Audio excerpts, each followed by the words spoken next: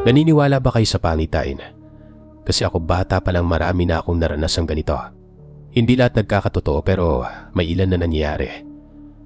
Mahirap ipaliwanag lalo na sa pamilya ko.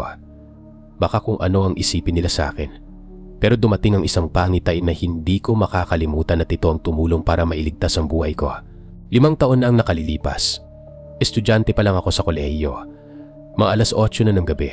Excited na akong umuwi at magbakasyon sa probinsya. Dahil tapos na ang first semester. Suot ko ang headphones ko habang naglalakad papunta sa istasyon.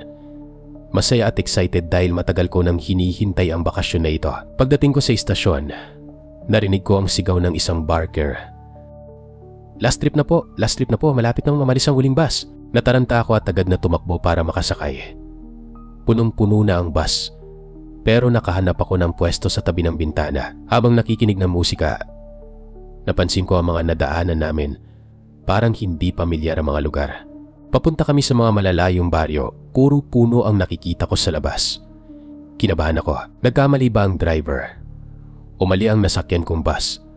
Sinilip ko ang mapa ng ruta sa loob ng bus at tama naman ang daan. Pero bakit parang mali? Paliwanag ko sa sarili ko. Siguro shortcut lang to. Pero hindi ko napigilan ang sarili kong magtanong sa driver. Sana po tayo?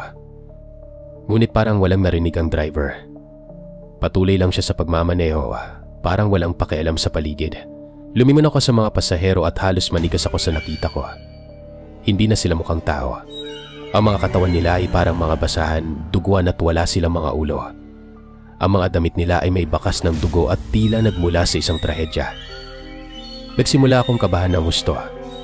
Hindi ako makapagsalita, parang tumigil ang oras. Biglang nagsalita ang driver, hindi tayo naliligaw. Papunta tayo sa lugar na dapat nating puntahan.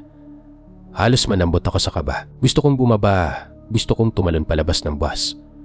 Pero ang takot ay naging kadena sa katawan ko. Hindi ako makagalaw. Bigla akong nakarinig ng boses mula sa likuran ko. Isang malamig at malalim na tinig.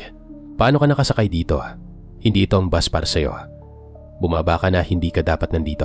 Para akong natauhan mula sa isang panaginip. Biglang bumalik ang kontrol sa katawan ko.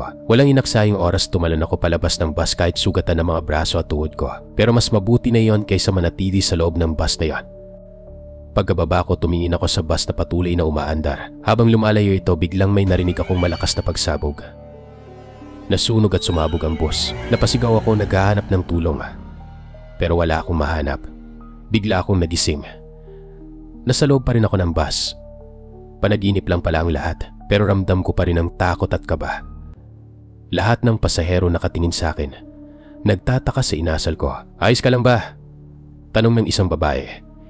Hindi ko na alam kung anong gagawin ko. Nanininig ako at halos umiiyak nang sabihan ko ang driver. Gusto kong bumaba. Para po. Halos sumigaw ako pero pinapakalma ako ng mga pasahero. Sa kabutihang palad huminto ang driver at pinababa ako. Pagkababa ko, hindi pa ako nakakalayo. Nang marinig ko ang isang malakas na kalabog, paglingon ko, bumangga ang bus sa isang malaking truck. Sumabog ito at nasaksihan ko ang apoy na bumalot sa sasakyan. Eksaktong katulad ng nakita ko sa panaginip ko. Sigawan, apoy at mga katawan na nasusunog sa loob. Naninig ako. Hindi ako makapaniwala sa mga nakita ko. Totoo ba ang lahat ng ito? Naalala ko ang sinabi ng tauhan sa istasyon. Huling biyahe na. Kaya pala, ito nga ang huling biyahe nila.